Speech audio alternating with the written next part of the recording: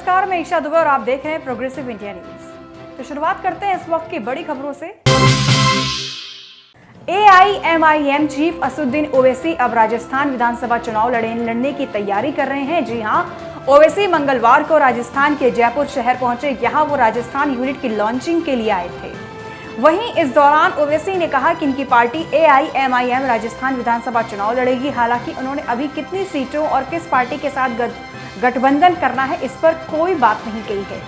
ओवैसी ने कहा है कि राज्य कई चुनौतियों का सामना कर रहा है, ऐसे में उन्होंने अपनी पार्टी की राजस्थान यूनिट लॉन्च की है। ओवैसी ने कहा, भारत एक ऐसा देश है जो अपनी विविधता के लिए जाना जाता है, हमें उस विविधता को बरकरार रखना चाहिए। राज्यसभा चुनाव में 2 मीडिया दिग्गजों की आखिरी मिनट में एंट्री ने कम से कम 2 राज्यों राजस्थान और हरियाणा में बीजेपी और कांग्रेस के बीच मुकाबला खड़ा कर दिया है। संसद के उच्च सदन के सदस्य और जी समूह के अध्यक्ष सुभाष चंद्रा ने भाजपा के समर्थन के साथ राजस्थान से अपना नामांकन दाखिल किया। यहां कांग्रेस 4 में से 2 और बीजेपी 1 सीट जीतने की स्थिति में है। अब चौथी सीट के लिए मुकाबला सुभाष चंद्रा के साथ होगा, जो कांग्रेस के प्रमोद तिवारी को चुनौती देंगे। आसान से दिखने वाली जिंदगी कब मुश्किल बन जाती है, पता ही नहीं चलता। आपको बता दें, कल तक जिन केके के गाने सुनकर हम अपना सफर आसान बनाते थे, आज वो केके हमेशा के लिए खामोश हो गए हैं। केके मंगलवार को 31 मई की रात कोलकाता के विवेकानंद कॉलेज में कॉन्सर्ट के लिए पहुंचे और उसी इवेंट के दौरान केके ने अपनी दमदार परफॉर्मेंस से वहां मौजूद लोगों को थिरकने पर मजबूर कर दिया था। केके परफॉर्मेंस के दौरान फुल जोश में थे, पर धीरे धीरे उनकी तबीयत खराब होने लगी। केके की मौत के बाद फैंस ने उनकी जिंदगी के आखिरी वीडियो शेयर करते हुए नजरुल मंच के खिलाफ केस दर्ज करने की मांग की है। बीते कुछ वक्त से दिल्ली में मौजूद तिहाड़ जेल की छवि अपराधियों के अड्डे वाली बनती जा रही है। तिहाड़ जेल भारत ही नहीं बल्कि साउथ एशिया की सबसे बड़ी जेल है। आपको बता दें, पिछले कुछ वक्त में गैंगस्टर यहीं से क्राइम को अंजाम दिलवा रहे हैं। आपको बताया जा रहा है कि यहां बंद गैंगस्टर लॉरेंस बिश्नोई ने ही इस मर्डर की पटकथा लिखी थी। इतना ही नहीं, लॉरेंस ने जेल से ही फोन पर कनाडा में बैठे अपने साथी गोल्डी बराड़ से बात की और उसे भी हत्याकांड में साथी बनाया। पंजाबी सिंगर सिद्धू मूसेवाला हत्याकांड में पहली गिरफ्तारी उत्तराखंड से की गई है। जी हां, जिसमें मनप्रीत सिंह नाम के शख्स को पंजाब पुलिस ने गिरफ्तार किया है। वहीं सिद्धू मूसेवाला की हत्या की जिम्मेदारी लॉरेंस बिश्नोई गैंग ने ली है, जिसके बाद तिहाड़ जेल में बंद गैंगस्टर लॉरेंस बिश्नोई की मुश्किलें बढ़ गई हैं। अब गैंगस्टर लॉरेंस बिश्नोई को अपनी मौत का डर सता रहा है, जिसे लेकर उसने दिल्ली हाई कोर्ट का दरवाजा खटखटाया है। अपनी सुरक्षा और गुहार लगाते हुए गैंगस्टर लॉरेंस बिश्नोई ने मंगलवार को दिल्ली हाई कोर्ट में याचिका दायर की थी, जिसमें उन्होंने जल्द सुनवाई की मांग करते हुए कहा था कि अगर सिद्धू मूसेवाला हत्याकांड मामले की पूछताछ को लेकर पंजाब पुलिस प्रोडक्शन वारंट के तहत उसे कस्टडी में लेती है तो उसकी जिंदगी की सुरक्षा सुनिश्चित की जाए। फिलहाल दिल्ली हाई कोर्ट ने गैंगस्टर लॉरेंस बिश्नोई को बड़ी राहत देते हुए उसकी याचिका मंजूर कर ली। LPG सिलेंडर के दामों में आज 1 जून को बड़ा बदलाव हुआ है। आपको बता दें कि इसमें कॉमर्शियल LPG सिलेंडर के दाम 135 रुपए प्रति सिलेंडर घटा दिए गए हैं।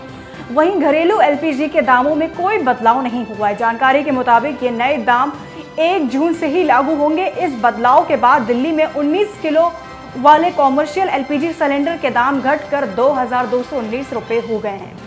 इससे पहले ये सिलेंडर 2354 रुपए में मिल रहे थे। वहीं उच्च स्तर पर बरकरार महंगाई के बीच कॉमर्शियल सिलेंडर के दाम कम होने से लोगों को राहत मिलने की उम्मीद की जा रही है।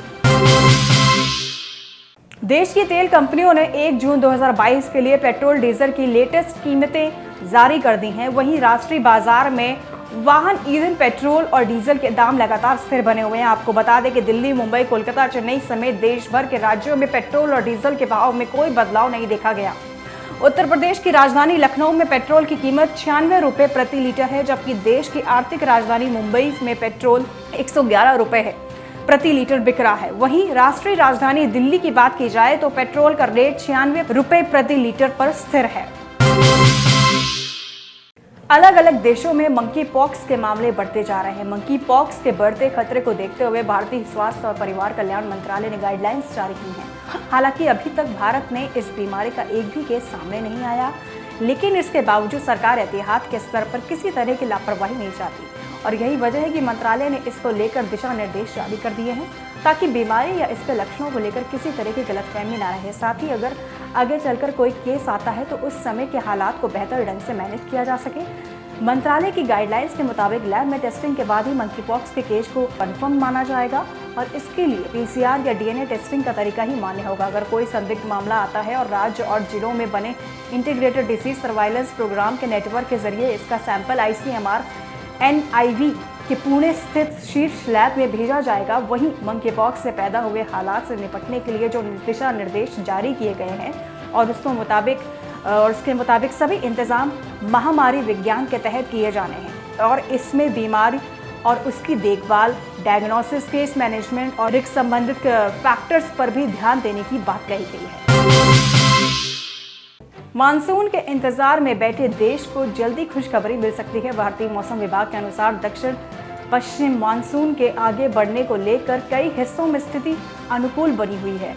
आपको बता दें कि राष्ट्रीय राजधानी दिल्ली और एनसीआर में सोमवार शाम को तेज आंधी के साथ ही हुई बारिश के बाद देश के कई हिस्सों में मौसम में खासा बदलाव आया है और दिल्ली, हरियाणा और समेत कुछ राज्यों में लोगों को तपती गर्मी से राहत मिल गई है। वहीं मौसम विभाग ने उत्तरी बिहार, झारखंड, उड़ीसा, छत्तीसगढ़, गोवा के अलग अलग हिस्सों में बारिश का अलर्ट जारी किया है। तो हमारे आज के इस बुलेटिन में बस इतना ही। तब तक के लिए मुझे दीजिए इजाजत। नमस्कार।